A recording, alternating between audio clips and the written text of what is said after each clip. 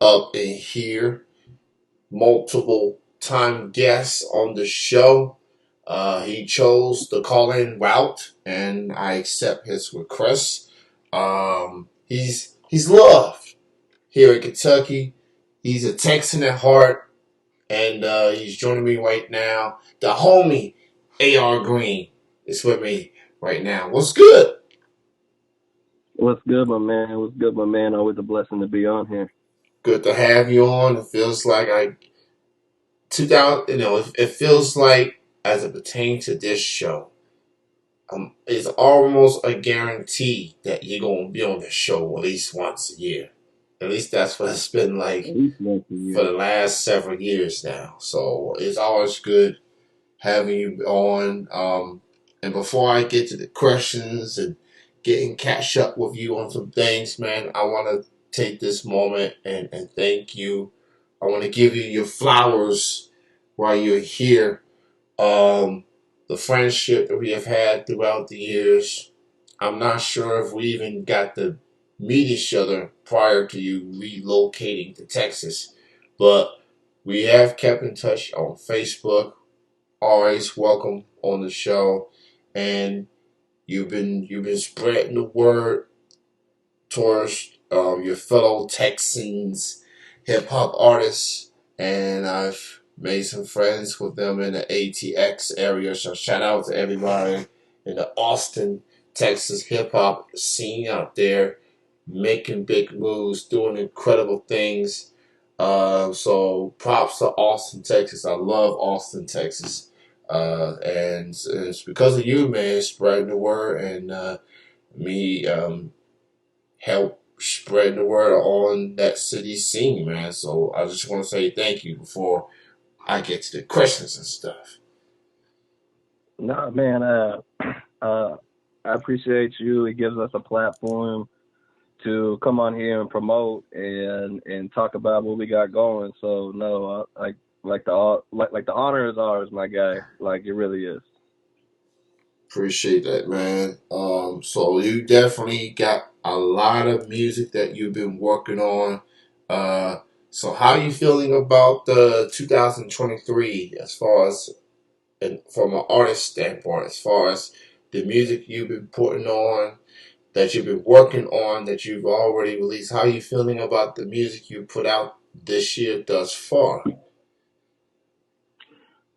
I man, I feel really good about it. Um, there's always tomorrow was the first like real introduction to what I was trying to become as an artist, really trying to find myself. And it really spills over into this searching album that I had kind of been teasing for the past few months. And I dropped it on my YouTube page, but it'll be available for release everywhere on the 14th. But it's man, there's a lot of growth. There's some serious highlight tracks where it's not really a country style, but it's more of an alternative, almost like a Corey Taylor's type of Stone Sour track. Like we really been in the lab trying to grow and see what's that next elevated step that we can take as an artist to make ourselves separate, from the pack. And we are sitting on some serious heat right now between searching. Then we have another project at the end of this month. It's only a 4-track little EP, but me and Big Rob 325 called Weekend in the Bay. We got another 4 singles dropping this month, and then we're sitting on 10 more singles and another project in the works. Like the music just doesn't stop right now. We're really pushing to get to that next level right now. So let's talk about the like the transition that you was mentioning. I do get the messages you sent me. You give me like a snippet of some of the music that you've been working on, and I Mm. must confess the Voodoo Queens joint that you sent me. That felt like some BB King vibes right there, you know. That felt like some BB Yeah. King vibes, man. So uh, talk about what led you as far as going that route. Was it just some things that you was going through musically? Was it something that you wanted to go a different path? Like what led you to go to that particular type of music? It was almost having an identity crisis at a point in time before Voodoo Queens was wrote and recorded. I didn't really know which direction I wanted to go for searching, like when it came to vocal wise and production wise. And Voodoo Queens was kind of the turning point, I guess you would say, for the project because after Voodoo Queens happened and then Ticket to Heaven gets wrote, West Texas Rain had just got wrote. Like it was a big track for where I'm at right now. It kind of pointed the direction and like, okay, you can do this style of music and people can relate to it and people are liking it. Let's try to do more of it. And that's where you get a lot of the tracks that's off of Searching because we only had Wretched Souls, um, Wasteland, I think maybe one other that was already for the project. So all the other ones came after Voodoo Queen. So it really set the tone for the rest of the album. Yeah, man. When I heard that song, I'm like, oh, wait a minute, is that AR Green? That's that's AR doing this different vibes and everything. You know, made me feel like I was in New Orleans and Bourbon Street, man. Like Yeah, with the beans and everything. You know, that's a very dope track. I like this different approach you're going. I feel like sometimes with artists, you do go through that. Identity crisis and you try and figure out what path you want to go musically. And we have seen artists go from one genre to another and maybe it hits a lot harder. So, and I have been hearing some of your different type of tracks. I must say, man, it's very dope, man. I respect anybody that's willing to go a different route just to see for whatever reason. Sometimes you just want to see what else you can do musically, and it resonates. So whatever inspires you, whatever gives you that push, creatively and musically, I say go for it. So I'm definitely liking this different side of AR Green. I know he's gonna do his thing, and he's gonna get the support from it. So I'll say this, man. I like what I hear with this music that you put out. I really appreciate that, man. It's been a learning process when it comes to the style of writing, where it's not as much and everything has to mean just as much more. So it's really been a process to try to, I guess you would say, deep thought your writing and what you're actually trying to tell, and actually paint a vivid picture in such a short amount of space, you would say, if that's how you want to say it. But it's been fun though. Like we've made some fun tracks, made some deep tracks, and right now we're kind of juggling, the country style singles. We got alternative style singles. I got a rock style single that I'm just waiting on OG Ugly from over there in the Louisville area to send back his verse. We just have all kinds of different styles, man, and like something's gonna hit. Like we just have that much material to release right now. You are definitely showing some versatility at the stage of this career, especially when a lot of people know you from the hip hop side. You going this route, showing like you more than just one dimensional. Shout out to OG Ugly out there in Louisville. I actually met him for the first time just a couple months ago. I saw him at the Little Wayne concert at the Web Oh yeah. Arena. We met up right after the concert ended. Um, that's a down to earth dude right there, man. That's a cool cat. He's doing his thing out there in the Ville. So shout out to OG. I like to call him OG Ski. So he's doing his thing out there in Louisville.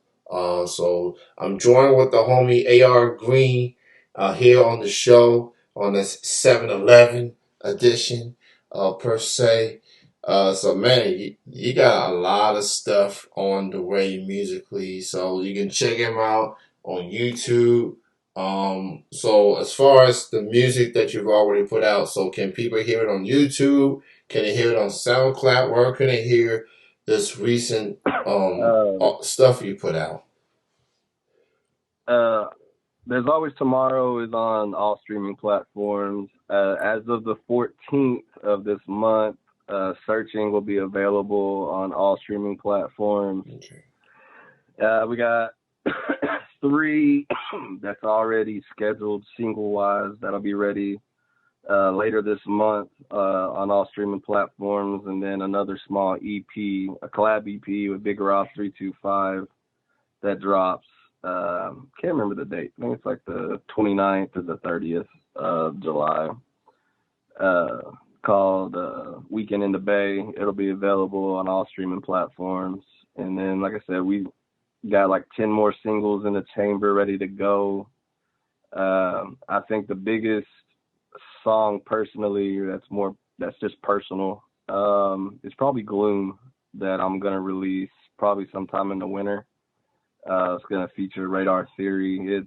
It's deep, it's personal. The violins in it just give it almost a trancy, hypnotic feel with just massive vocals and undertones.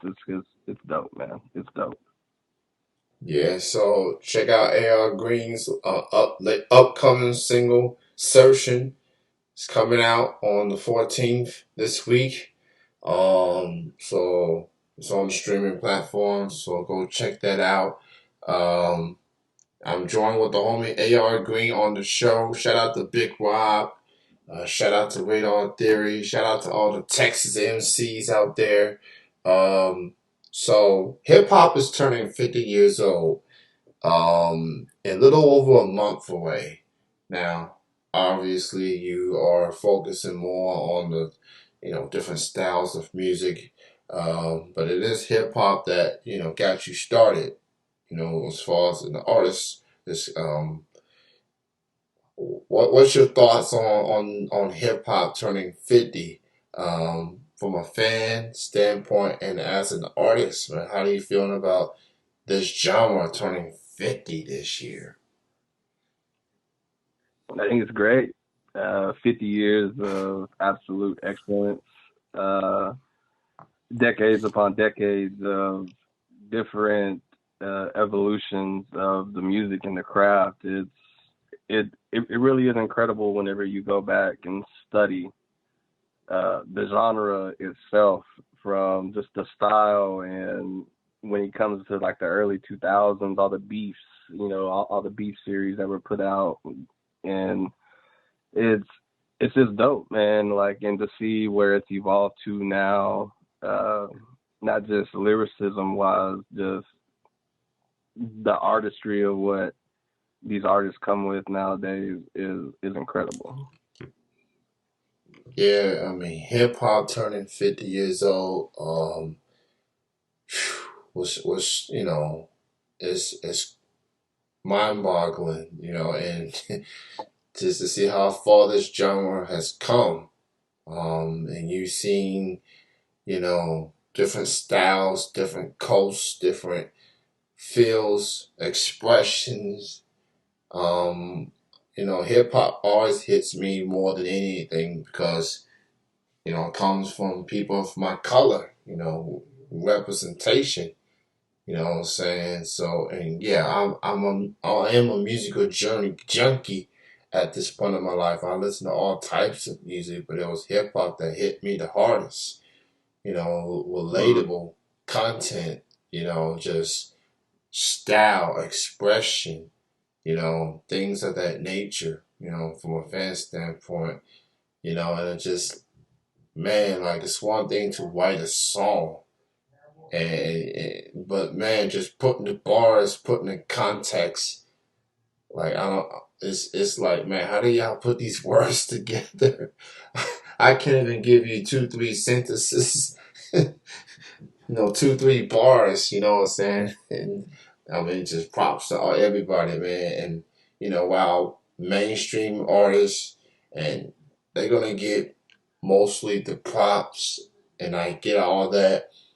But I want to give kudos to the independent artists like yourselves that's been on the grind, that really takes this genre to heart, that really reps for the culture, and representing them and representing their crews, their cities, where they come from. People thought hip hop wasn't going to even last. And yet here we are 50 years later, and it's still here. It's everywhere you go, you're going to hear a hip hop element to it. Commercials, businesses, that there's a hip hop element out there. So it's here to stay. It ain't going nowhere. So props to hip hop turning 50. And hopefully the next generation can keep that going per se, long after we gone. Cause this genre can do something really incredible things. It could really be a good um, it can really truly make a difference in this world, especially if you hear people, if you really give people a listen per se. Um, so again, I'm joined AR Green, repping Texas, Lone Star State of Texas. Um, so we can't have these interviews, man, without talking some football, man. So I We think got let's go there. Let's talk about it, man. Um, you are a Baker Mayfield fan. You go wherever he go. Okay, he was in Cleveland, he was in Carolina, he was with the Rams, and now he's back in the NFC South with Tampa Bay, and I think he's most likely going to be the starter for Tampa Bay. I mean, the man is replacing the GOAT Tom Brady. No pressure there. Uh, but I think the last time we talked, Will was just talking about maybe he should have stayed in LA, hold a clipboard for a year, and maybe look elsewhere. I feel like it's that competitive drive. Like he still can do this because considering he did lead the Browns to the playoffs, he did get a playoff win. And, I feel like because of that and his competitiveness, like he's looking at the Tampa Bay situation. Tom Brady's retired. There's him, and there's Kyle Trask, I don't think he's probably had 3, 4 throws since he's been drafted. You got Baker Mayfield, more experienced quarterback, obviously. How do you feel about Baker where he's at now? Do you think that this might be his last chance as a starting quarterback, considering everything he's been through with mostly Cleveland and Carolina? How are you feeling about Baker with Tampa this upcoming season? I definitely think it's now or never for Baker. This is it. This is the last shot that you're ever gonna get as a starting quarterback. But I think right now, people are, I think, overlooking him just a tad. Like, if you really look into the numbers, Now, I'm not saying Baker Mayfield's been going out there balling.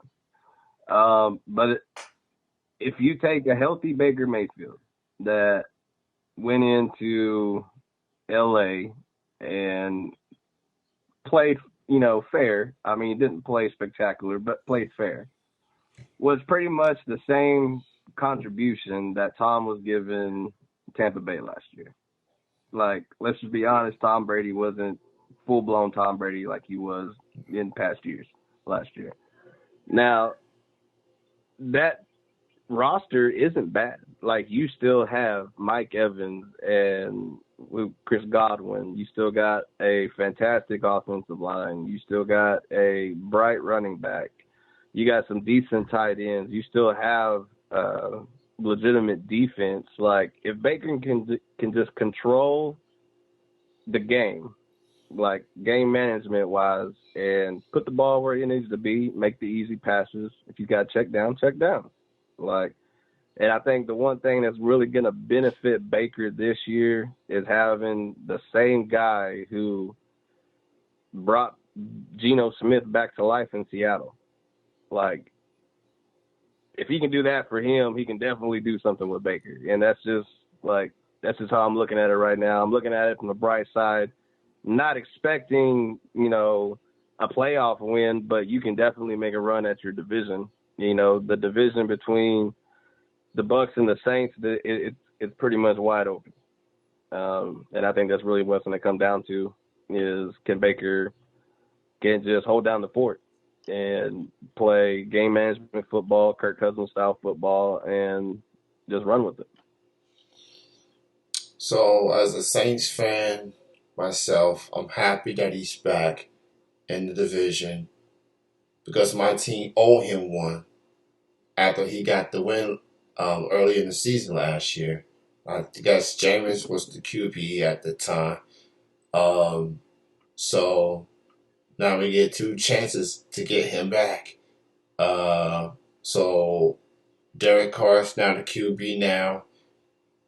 And out of all the quote unquote free agent QBs that was available, I'm okay with him. He's at a clean slate himself, similar to Baker. After dealing with a demoralizing franchise for all these years. And he's happy to be there. He wants to, and he's reunited with his head coach that drafted him. So, speaking of that coach, he's on the hot seat as far as Saints fans is concerned. Think, as you point out, this division is wide open. There's Carr, there's Mayfield, there's Desmond Willer of Atlanta, and then there's Bryce Young or Andy Dalton, who came from the Saints last season. If you miss the playoffs with this division, Dennis Allen is gone.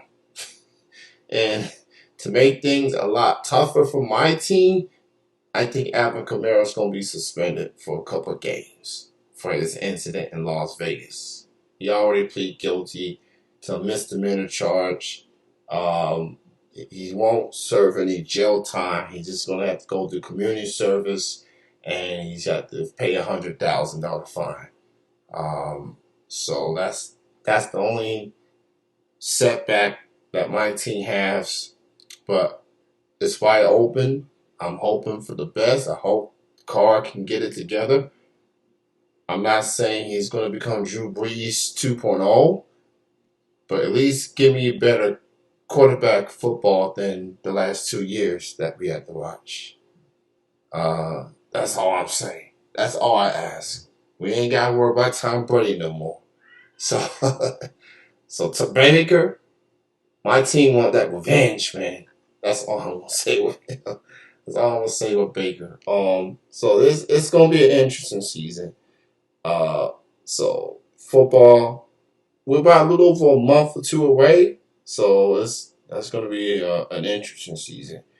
So and lastly, man, Oklahoma. Let's get to the Sooners. Get to Um, the nitty gritty.